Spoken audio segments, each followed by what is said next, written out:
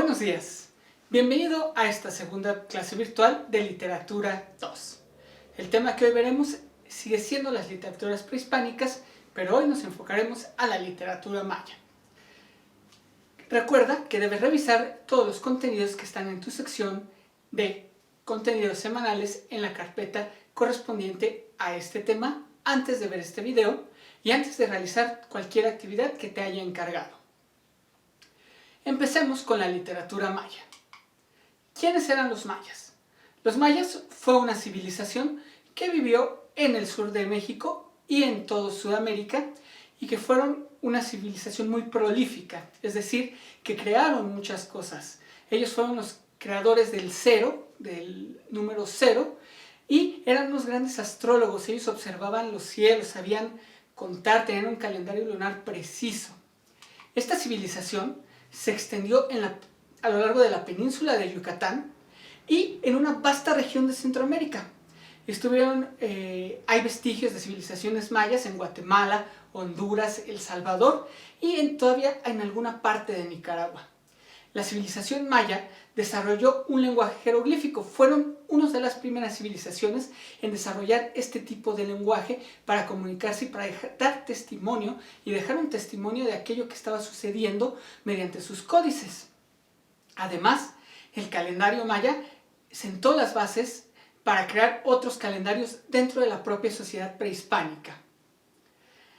Los textos que se conservan de la cultura maya datan de después de la conquista y fueron escritos por sacerdotes que aprendieron el lenguaje maya y dan cuenta del pensamiento y de la historia que tenían los mayas, ya que su literatura era en su mayoría de carácter oral.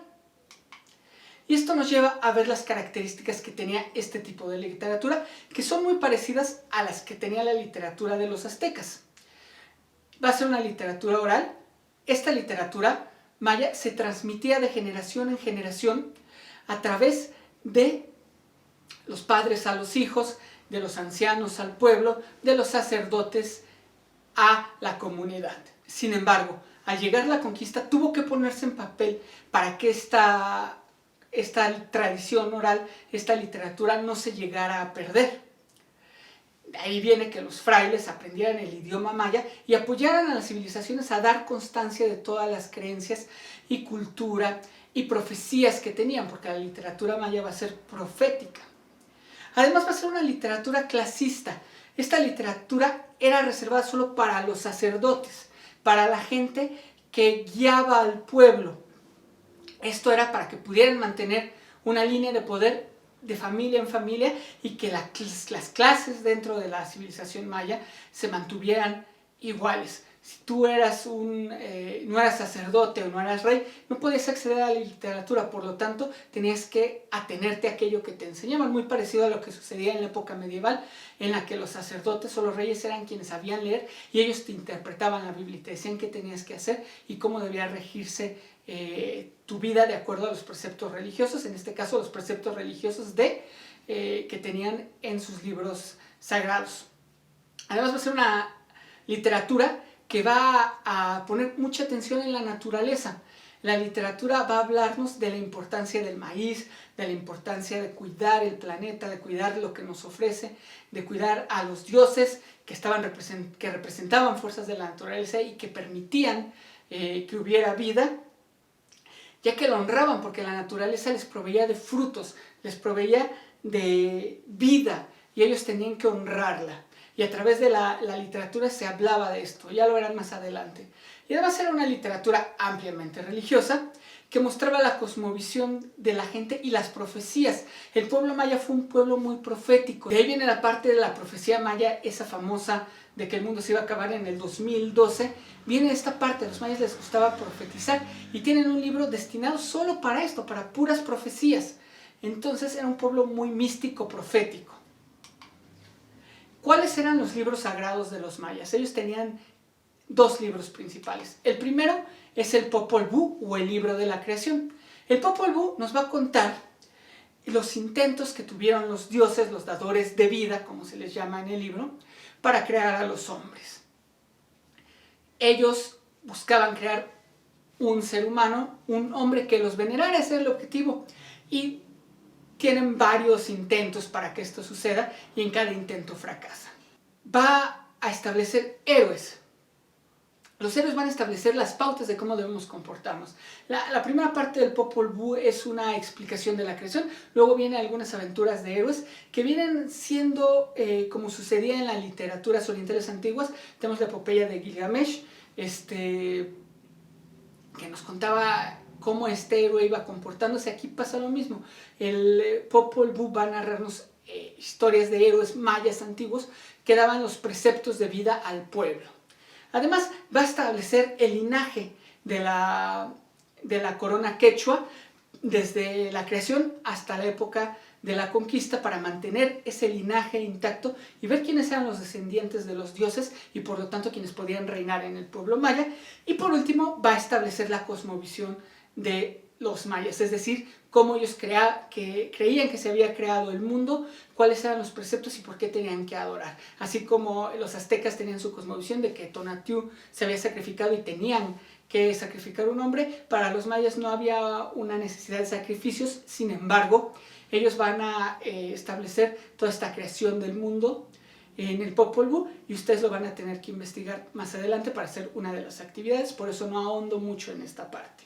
¿Okay? Además, el Popol Vuh se va a distinguir por el contenido histórico mitológico que se mezcla. La cualidad literaria que tiene, es decir, la forma en que está escrito, compite con las grandes epopeyas del mundo y tiene una fuerte carga mística, mágica, literaria, histórica. Aquí vamos a ver mezcladas cosas que sucedieron en la época previa a la conquista con mitos y leyendas. Vamos a leer un fragmento del Popol Vuh que habla de la creación, de cuando crearon a uno de los primeros hombres. Dice: ya no se acordaba del corazón del cielo, y por eso cayeron en desgracia. El corazón del cielo es el creador de vida. Fue solamente un ensayo, es decir, este hombre que crearon no iba a ser el verdadero. Un intento de hacer hombres. Hablaban al principio, pero su cara estaba enjuta, o sea, su cara estaba molesta. Sus pies y sus manos no tenían consistencia, no tenían sangre, ni sustancia, ni humedad, ni gordura. Sus mejillas estaban secas, secos sus pies y secas sus manos, amarillas sus carnes. Por esta razón ya no pensaban en el creador ni en el formador. El creador y el formador son los dos dioses que les dan vida a los mayas.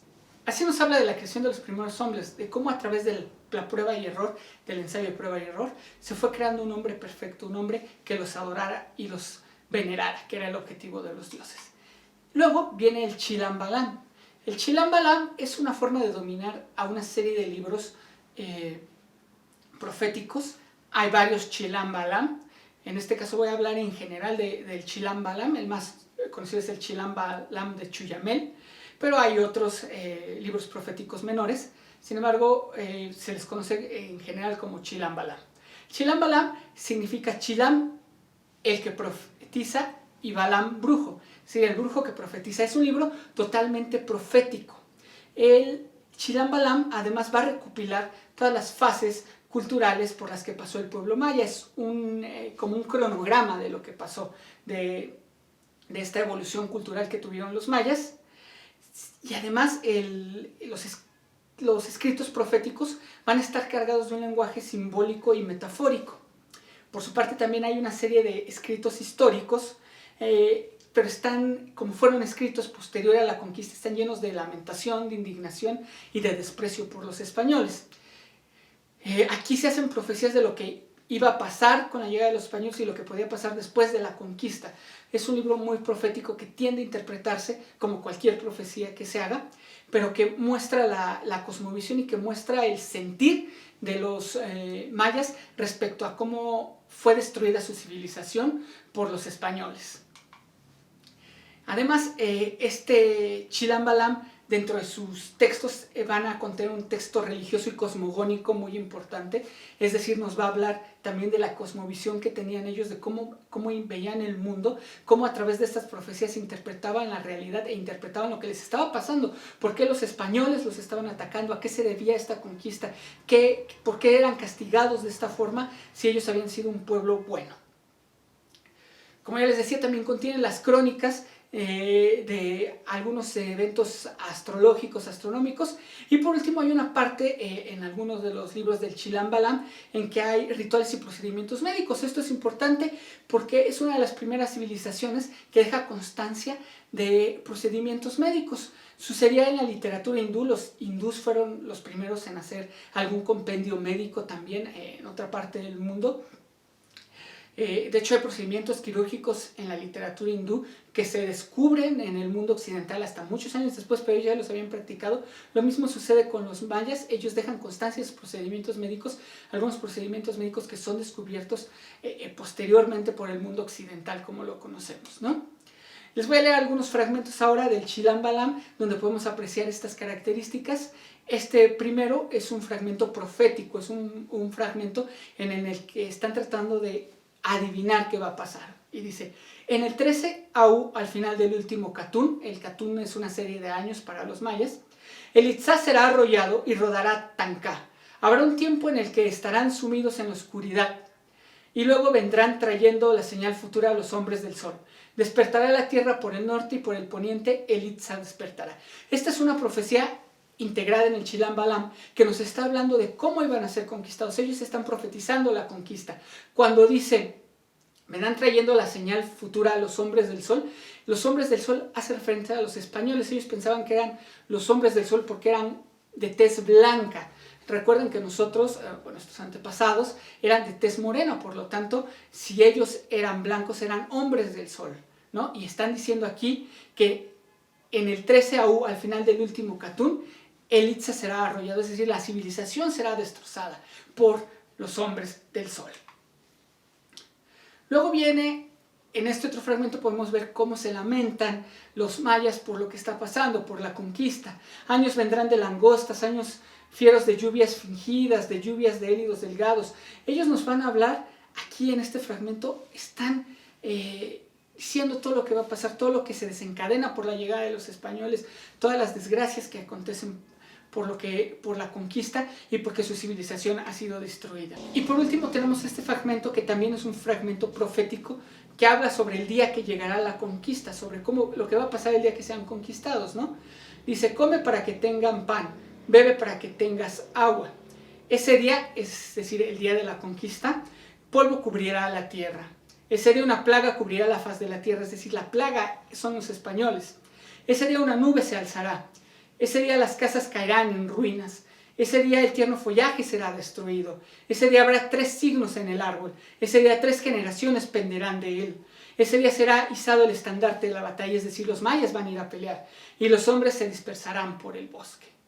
Es decir, iremos a pelear, perderemos y la civilización maya se dispersará por el bosque y van a quedar algunos vestigios de los mayas en algunas partes de toda esta península de Yucatán y toda la parte de Sudamérica, pero no va a ser la civilización fuerte e importante que había.